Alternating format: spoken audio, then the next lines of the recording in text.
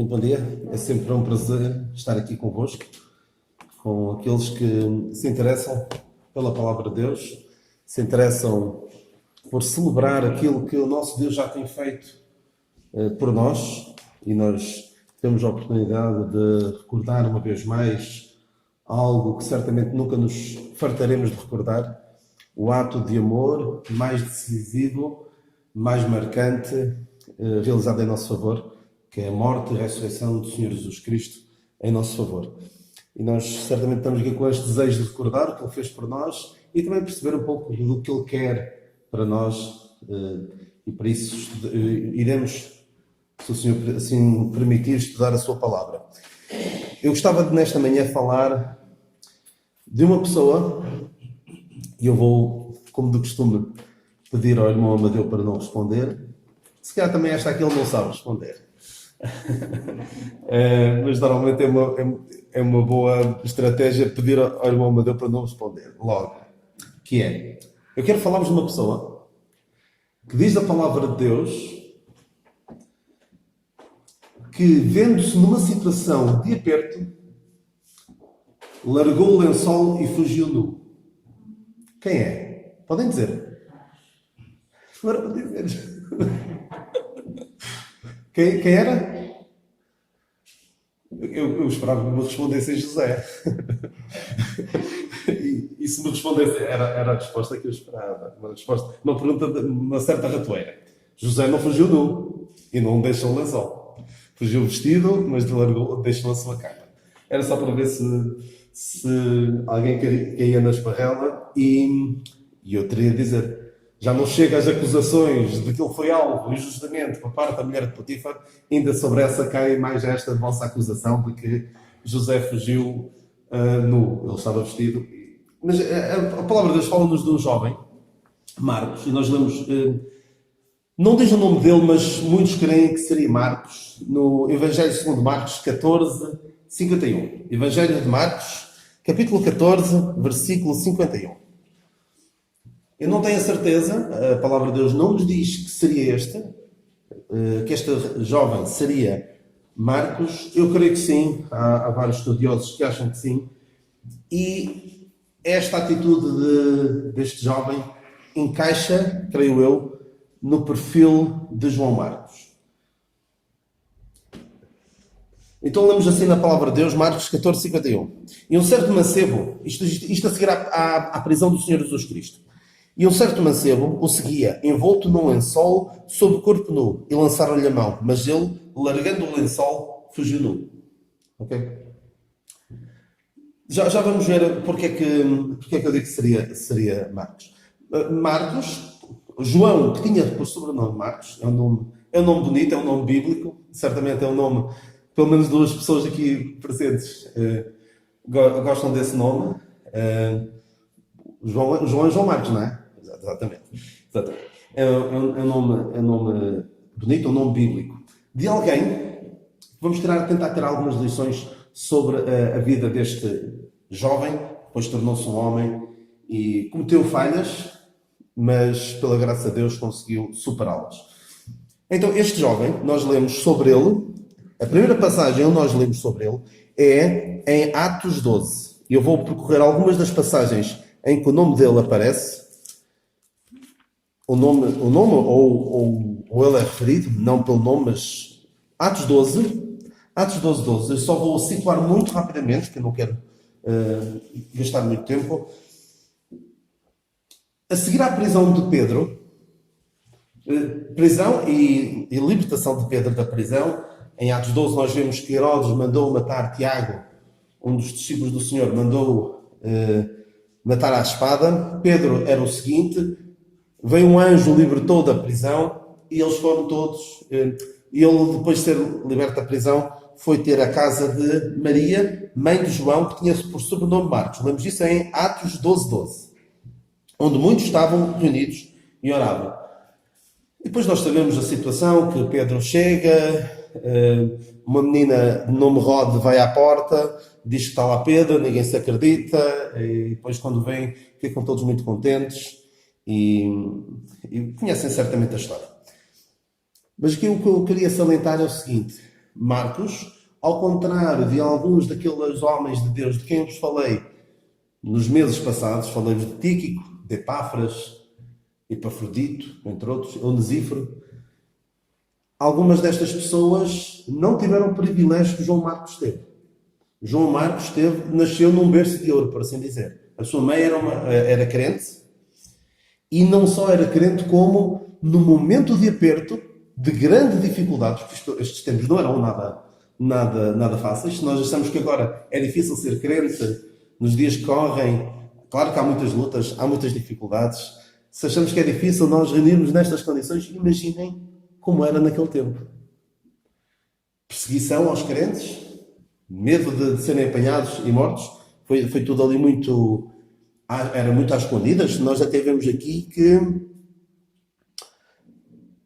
no versículo em Atos 12, Atos 12, 17, e acenando ele com a mão para que se calassem, contou-lhes como o Senhor tirara da prisão. Porque certamente foi uma grande alegria e Pedro teve de dizer pouco barulho, senão nós podemos ser apanhados. Então, no momento em que a igreja vivia grandes dificuldades, era na casa de Maria que os crentes se juntavam para orar por Pedro.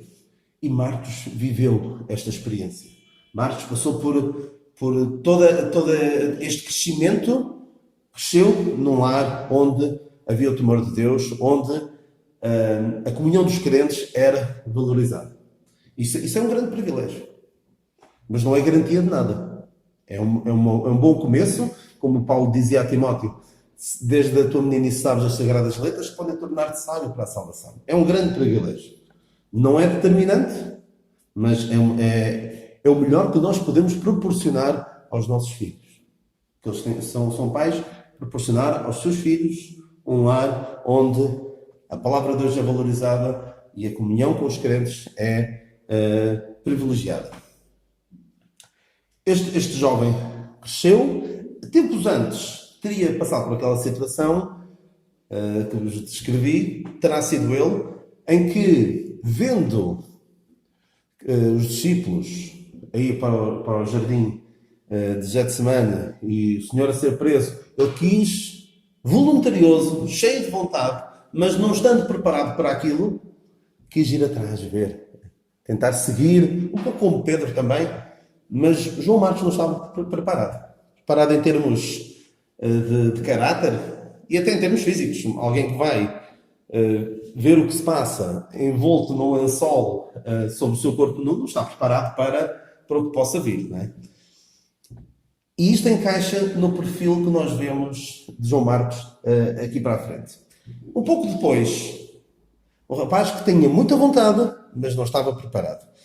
Nós lemos aqui em Atos 12, 25, mais tarde, depois deste acontecimento de Pedro, nós notamos aqui a seguir, a Atos 12, que Pedro começa a desaparecer, começa a não ser tão relevante no relato dos Atos dos Apóstolos e começa a aparecer em cena Paulo com Barnabé. Então, nós lemos aqui, e Barnabé e Saulo, havendo terminado aquele serviço de pregar a palavra de Deus, voltaram de Jerusalém, levando também consigo a João, que tinha por sobrenome Marcos. E nós vemos aqui como este João Marcos, a partir daqui desta altura, foi o companheiro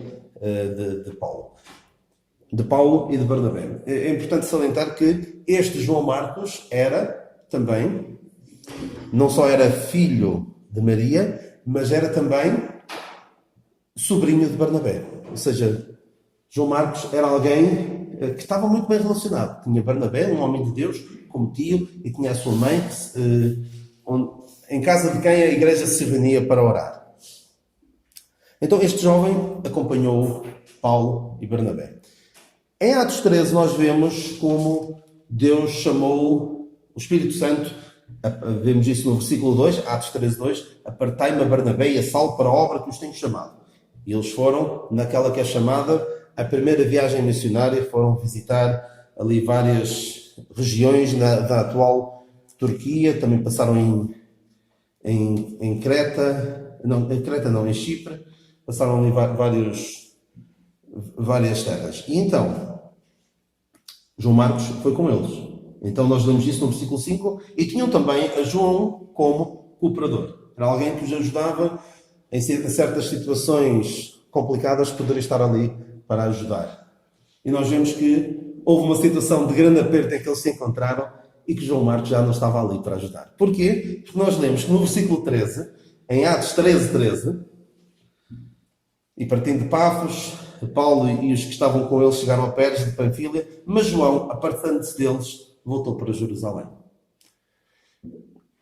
E notem o seguinte, ainda não tinham passado por grandes dificuldades. Paulo e Barnabé passaram por grandes dificuldades nesta primeira viagem missionária. Tanto que Paulo até chegou a ser apedrejado e julgaram-no morto, e deixaram de lhe atirar pedras porque pensavam que ele estava morto. Lemos isso depois em Atos 14.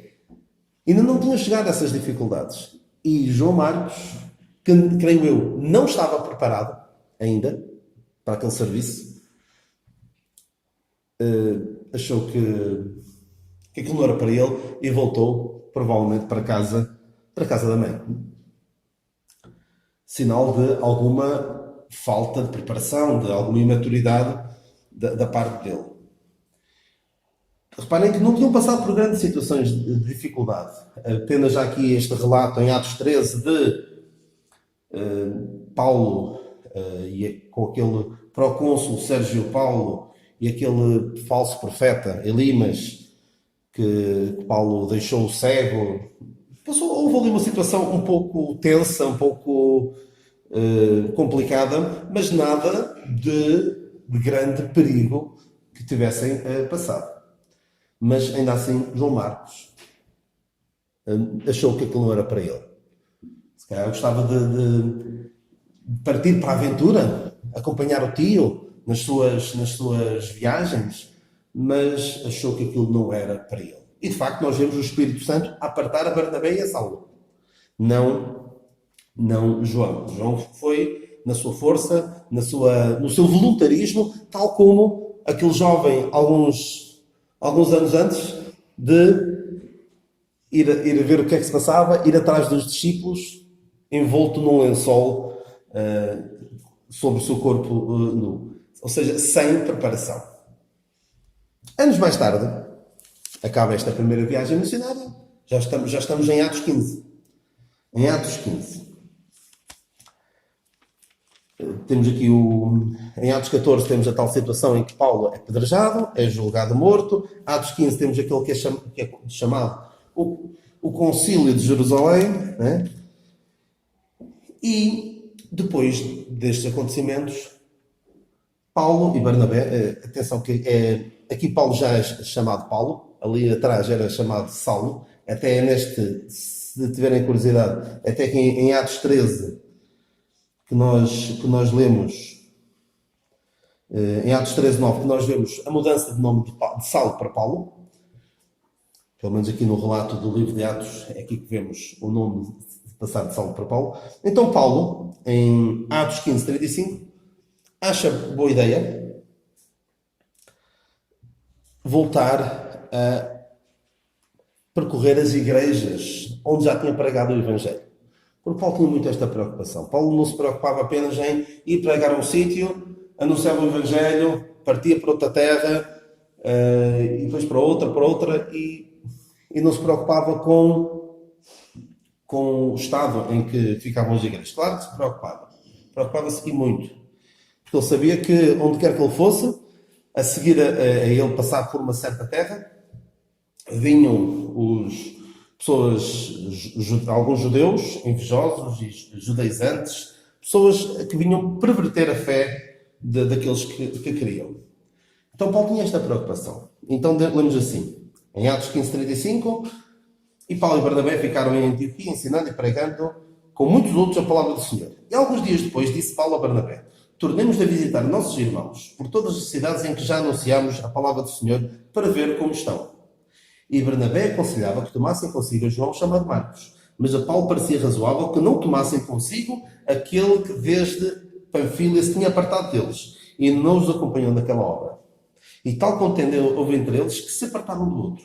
Barnabé, levando consigo Marcos, navegou para Chipre. E Paulo, tendo escolhido a Silas, partiu encomendado pelos irmãos, à graça de Deus, e passou pela Síria e Cilícia, confirmando as igrejas. Ora bem, nós vemos aqui, Paulo tem o desejo de ir visitar as igrejas, Barnabé acha muito boa ideia e sugere levar com eles João Marcos. E vemos aqui uma situação em que dois homens de Deus têm uma opinião diferente sobre um determinado assunto. É possível dois homens de Deus discordarem sobre um assunto. Não era aqui uma divergência doutrinária grave, mas sim uma questão de se seria sensato ou não levar João Marcos. Paulo expôs os seus argumentos. Não vemos aqui bem os argumentos de Barnabé, mas eu posso imaginar, porque creio que faz sentido aquilo que eu vou dizer assim. Eu creio que Paulo tinha razão. Tinha razão. Porque vemos aqui que Paulo partiu encomendado pelos irmãos, à graça de Deus. E enquanto Barnabé levou Marcos e foi para Chipre. Assim, Paulo não achava razoável, diz aqui mesmo, que não lhe parecia razoável, tomou uma decisão com base em quê? Nos acontecimentos passados. O João Marcos já foi connosco. E repara como ele abandonou-nos e nós passámos ali certas situações bem difíceis e que se tivéssemos João Marcos connosco poderia ajudar-nos. Porque qual era a ideia de levar com eles alguns cooperadores? Era, se eles fossem apanhados, poderem ter alguém que os pudesse ajudar a sair daquela situação complicada. Agora, se Paulo e Barnabé iam sozinhos, já eram os dois apanhados, já não havia grande coisa a fazer. Então, ele achava que não era boa ideia levar Marcos. Marcos já nos deixou mal uma vez. Não vou levá-lo novamente connosco. Mas Barnabé, provavelmente, já se tinham passado alguns anos, já começava a haver em João Marcos alguma mudança. Nós vamos ver como João Marcos de facto mudou. Vamos ver isso depois. Terá visto algumas mudanças que o poderiam tornar em alguém útil para o ministério.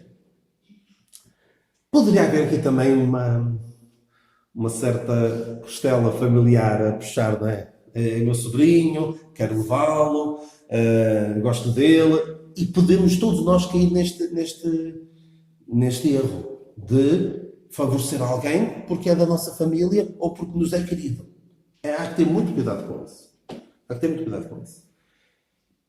Porque podemos tomar decisões, por vezes erradas, e que nem ajudem, e que nem sequer ajudem verdadeiramente a pessoa que nós queremos ajudar. É preciso muita sabedoria aqui. Porque creio eu que até foi importante para João Marcos isto aqui que aconteceu. Creio eu que terá sido benéfico para João Marcos esta nega, esta rejeição de Paulo. Paulo disse, não, agora não vais connosco. Já falhaste connosco, agora não vais. Porque se ele tivesse ido, poderia eventualmente até ter caído novamente. Ter voltado para trás. E deixado mal, uma vez mais, Paulo e Barnabé. E imaginem que Paulo tinha levado Barnabé. Quem é que se calhar nunca teria aparecido em cena? Imaginem que Paulo e Barnabé tinham levado João Marcos. Quem é que se calhar nunca teria aparecido em cena? Silas, sim. E mais? Se calhar mais importante do que Silas. Mais importante? Não, mas mais marcante do que Silas. Atos 16, 1. E chegou a Derbe e Listra. E eis que estava ali um certo discípulo, por nome de Timóteo, filho de uma judia que era crente, mas pai grego. Então Paulo quis que ele fosse com ele. E sabe o que é que Paulo fez? Já não correu o risco que correu com o João Marcos. Logo para começar, Timóteo. Timóteo era daquelas zonas, daquelas igrejas, onde Paulo tinha sido apedrejado. Basicamente eu posso imaginar o Paulo a dizer assim, Timóteo, olha, eu vou visitar aquelas terras que já visitei aqui, e numa das quais até já fui apedrejado. Queres ir comigo? Timóteo não era assim uma pessoa muito enérgica, muito firme, muito assertiva. Mas Paulo quis levá-lo. E para marcar bem, para dizer, Timóteo, isto não vai ser fácil, tratou logo de o circuncidar. E quem conhece a palavra de Deus sabe que ser circuncidado na idade adulta não é nada fácil. Que o digam, não podem dizer, os habitantes de Siquém, que é uma cidade que nós lemos em Gênesis 37, aí, 37 não, 30 e qualquer coisa, em que queriam juntar-se com a família de Jacó, queriam misturar-se com a família de Jacó, e Gênesis 34. E o que é que aconteceu ali? Eles foram circuncidados, todos os homens de Siquém, e eram tais as dores que 2 dos filhos de Jacó entraram por lá dentro e mataram os homens todos. Eles estavam de tal forma prostrados, sem capacidade de reação devido às dores. Ou seja, ser circuncidado não era fácil. Ou seja, Paulo tratou logo de marcar bem, deixar Timóteo bem marcado, não fisicamente também, para perceber que o que vamos fazer não é para meninos, não é para rapazinhos, é para homens. E, de facto, Timóteo foi um homem poderosamente usado por Deus em cooperação com Paulo. Mas então, creio eu que foi bom, até para João Marcos, esta nega. Eu posso imaginar João Marcos pensar assim: eu vou mostrar a Paulo que eu sou capaz. Não, poderia haver aqui um espírito de Paulo fez-me isto, eu não quero saber mais. Eu não quero saber mais da igreja, não quero saber mais dos crentes. Eu quero lá saber disto. Eu vou apostar noutra coisa. Não, ele quis mostrar a si mesmo, quis mostrar a Paulo, quis mostrar a Barnabé, acima de tudo quis, não só para mostrar, mas eu quero servir. E eu posso imaginar, Barnabé, aqui foi importante. Sabem quem é que foi decisivo aqui? Barnabé. Barnabé é um homem de Deus. Reparem aqui, Barnabé levou Marcos. Se eu tivesse passado por esta situação, e se eu estivesse na pele de Barnabé, acabado de levar uma nega, acabado de me chatear a sério com Paulo. Paulo não era fácil. Paulo não era uma pessoa fácil de lidar. Mas se eu tivesse acabado de me lidar com alguém com quem cooperei tantos anos, com quem passei situações super difíceis, e ele agora dá-me uma nega destas, rejeita o meu conselho. Além disto, houve uma outra situação também um pouco desagradável, que nós vemos disso em Gálatas 2, em que Barnabé também teve ali uma situação em que não se comportou lá muito bem. Tudo isto poderia ajudar Barnabé a ficar amargurado com Paulo. Se fosse eu estar no lugar de Barnabé, na viagem para Chipre com o João Marcos, eu ia ali a falar com Marcos, a falar mal, cobras e lagartos de Paulo. Eu posso imaginar-me nessa situação. Mas o que é que Barnabé fez? Barnabé foi decisivo na recuperação de João Marcos. Porque eu tenho a certeza que neste tempo que ele teve com João Marcos, e atenção, Barnabé, levando consigo a Marcos, navegou para Chipre. Não foram passear, não foram para as praias de Chipre, que deviam ser bonitas também já na altura, desfrutar daquele clima mediterrâneo. Não, foram pregar o Evangelho. E eu vou ter que ir proveito para o Evangelho, porque Paulo pegou em Silas e depois em Timóteo e foram anunciar o Evangelho. Barnabé levou Marcos e foi pregar o Evangelho. Eles não foram passar umas férias, de certeza. E Barnabé certamente procurou apresentar a Marcos não uma visão negativa de Paulo, mas uma visão positiva. Provavelmente dizer: olha, de facto, tu falhaste. Paulo tem razão. Vamos trabalhar, vamos pregar o Evangelho e pode até ser que chegue o dia em que tu possas cooperar novamente com Paulo no Evangelho. Se não for o caso, cooperamos os dois juntos e certamente Deus te poderá usar. Ou seja, houve aqui Barnabé, em lugar de ficar amargurado, criou uma ponte entre João Marcos e Paulo. Algo que poderia parecer impossível, mas aconteceu pela graça de Deus. Deus é um Deus de segundas oportunidades. Enquanto nós podemos às vezes fazer pior do que Paulo, porque Paulo disse: não vamos levar. Alguns, no meio dos crentes, o que é que fazem? Não, eu não quero mais nada com ele. Para mim, acabou. Falhou uma vez, acabou. Não há mais hipótese. Alguém dizia que a igreja é o único exército que executa os seus feridos. É o único exército que executa os seus feridos. Ou seja, alguém no meio dos crentes começa a andar mal E em vez de haver Barnabés que vão ali ajudar a recuperar aquilo que está ferido, aquilo que está caído, vamos lá ainda malhar mais em cima dele para certificar de que ele morre mesmo. Isto não é atitude cristã, não é atitude de crente. Barnabé foi capaz de recuperar, ajudar na recuperação, na restauração de João Marcos. E eu conheço alguns casos, estou-me a lembrar em particular de um caso, não vou particularizar muito, mas alguém que falhou grandemente na sua juventude. Mas, pela graça de Deus, a igreja foi graciosa. Não o arruinou. Não o arruinou. Não foi em cima deles, tu falhaste, és um pecador, não queremos mais nada contigo, acabou-se. Não. Conseguiram recuperá-lo. E pela graça de Deus, ele, a sua esposa, os seus filhos, ativos na obra de Deus e são uma bênção, pela graça de Deus. Se a igreja tivesse feito o que, por vezes, se faz, aquela família provavelmente tinha desaparecido do mapa e não via proveito para eles e para os outros pelo seu ministério. Temos de saber revelar graça, mas para isso é preciso haver também reconhecimento da parte da pessoa de que agiu mal. Então nós vemos mais à frente, em Colossenses, vamos primeiro, em Colossenses 4.10, Colossenses 4.10, porque João Marcos não aparece mais. Porque se não houvesse as epístolas de Paulo, Barnabé e João, nós ficámos a pensar, olha, acabou. Foram lá para a praia em Chipre e nunca mais deram desculpa lá a expressão, não deram mais uma para a caixa. De facto, João Marcos foi um fiasco, foi um falhanço, e não só foi um falhanço, como até Barnabé não fez mais nada para a obra de Deus. Mas nós vemos que isso não foi o caso, porque vemos, de facto, João Marcos.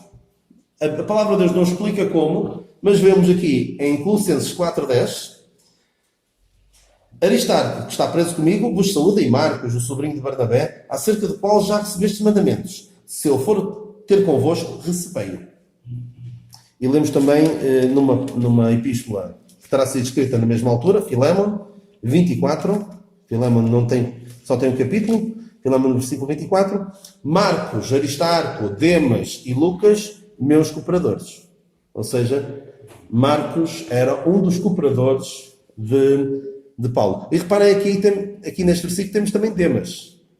Temos o Aristarco, que não lemos muito sobre ele, lemos só que estava preso com Paulo. Lucas, nós conhecemos, foi um dos companheiros de Paulo também e que escreveu o livro de Atos, e além do Evangelho de Lucas. E temos Demas. Demas é um pouco ao contrário de João Marcos. Demas começou bem, foi cooperador de Paulo, mas a dada altura, nós lemos e devemos ler essa passagem daqui a bocado. Achou isto é muito giro, muito interessante, mas Paulo está a dar as últimas, isto está para acabar, eu tenho de olhar pela minha vida. Eu não creio que Demas tenha abandonado a fé, porque em relação àqueles que fizeram naufrágio na fé, Paulo fala deles e fala de forma muito contundente. Não é nada meio nas palavras. Mas em relação a Demas, diz: a meu presente século foi tratado a sua vida, basicamente. Deixou de se dedicar à obra de Deus verdadeiramente. Ou exclusivo, basicamente. Então, nós lemos aqui sobre João Marcos, que era um cooperador de Paulo. E reparem aqui, em Colossenses 4.10. Acerca do qual já recebeste mandamento, se ele for ter convosco, recebei-o. Ou seja, Paulo fez questão de dizer aos Colossenses, porque isto soube-se de certeza que João Marcos, de falhanço de João Marcos, acabou por saber, e da separação de Paulo e Barnabé, ou de tal contenda houve entre eles, ou seja, aquilo foi mesmo uma discussão para acabar com uma longa amizade. Isto soube-se. E Paulo teve agora o cuidado de, depois de ter havido uma reaproximação, provavelmente patrocinada por Barnabé, talvez Barnabé escreveu a Paulo, dizer: olha, João Marcos mudou, eu não guardo ressentimentos sobre o que se passou, tinhas razão, e eu gostava que tu pudesses voltar a contar com a cooperação de João Marcos. Terá havido aqui alguma reaproximação? A palavra de Deus não nos diz como, mas creio que Barnabé, como filho da consolação que era, que é o nome que lhe deram, não é o nome de nascimento, mas o nome que os crentes lhe davam era Barnabé, filho da consolação, ele conseguiu esta reconciliação. E Paulo teve o cuidado de, basicamente, dar uma carta de recomendação. Vocês já vos dei instruções sobre ele. Se ele for ter convosco, recebei. Ou seja, não guardem qualquer tipo de reserva em relação a ele. Ele já se retratou, já foi... o que passou, ele mudou e podem voltar a contar com ele. Ou seja, Paulo conseguiu ultrapassar aquilo, João Marcos também conseguiu engolir o seu orgulho, Barnabé conseguiu engolir o seu... Não foi fácil. Mas o cristianismo é também isto. Então ele pôde voltar a ser útil na obra de Deus. E lemos, por fim não, mas quase no fim, lemos então aquela outra passagem em que muitos conhecem, só Lucas está comigo, não é? E é importante o que diz aqui. 2 Timóteo 4:11. Só Lucas está comigo. Não, mas antes, versículo 9. Procura vir ter comigo depressa, porque Demas me desamparou, amando o presente século, e foi para Tessalónica, Crescente para Galácia, e Tito para Dalmácia. Só Lucas está comigo. Toma Marcos e traz-o contigo, porque me é muito útil para o ministério. Também enviei Tíquico a Éfeso. Ou seja, Paulo basicamente estava ali na prisão, só ficou Lucas, todos os seus cooperadores, ele mandou-os para algum lado, e Demas desamparou, ou seja, naquela altura que ele mais precisava, Demas não estava lá, só estava Lucas, e ele pede para vir Marcos, porque me é muito útil para o ministério. Houve de facto aqui uma mudança admirável na atitude de João Marcos, que passou de alguém que foi, de certa forma, inútil, não é? Na altura que eles precisavam, abandonou, e agora é muito útil para o ministério. Deus não deu segundas oportunidades. E é preciso haver vontade, determinação em mudar aquilo em que falhamos, e precisamos, todos nós, todos os João Marcos, todos nós temos um pouco de João Marcos. Todos os João Marcos precisam de um Paulo que lhes diga: não, isto não pode ser assim. Tu falhaste, eu não admito, passa a expressão, eu não admito isto. Este tipo de atitude não é condizente com o serviço na obra de Deus. Mas também precisamos de Barnabés, que sejam capazes de, não é de afagar, dar festinhas, sim, o Paulo é mau, ele é muito duro nas palavras, anda comigo. Não, de facto ele tem razão. Mas vamos tentar mudar, vamos tentar superar essas tuas falhas. E sabem, há mais uma passagem em que aparece João Marcos. Esta aqui o Amadeu pode responder. Onde é? Não sabes? É difícil. 1 de Pedro 5:13. 1 Pedro 5:13. A vossa coeleita em Babilónia vos saúda, e meu filho Marcos. Reparem como a graça de Deus, a misericórdia de Deus é extraordinária. Vejam como um rapaz, que era um rapaz, era pouco responsável, pouco firme, se pôde tornar num homem de Deus, que Paulo diz é muito útil para o ministério. E teve o privilégio de cooperar com 3 grandes homens de Deus do primeiro século: Paulo, Barnabé e Pedro. Que privilégio. Ou seja, a graça de Deus pode recuperar qualquer pessoa que tenha, por muito baixo que tenha caído. Pode sempre ir buscá-lo lá abaixo.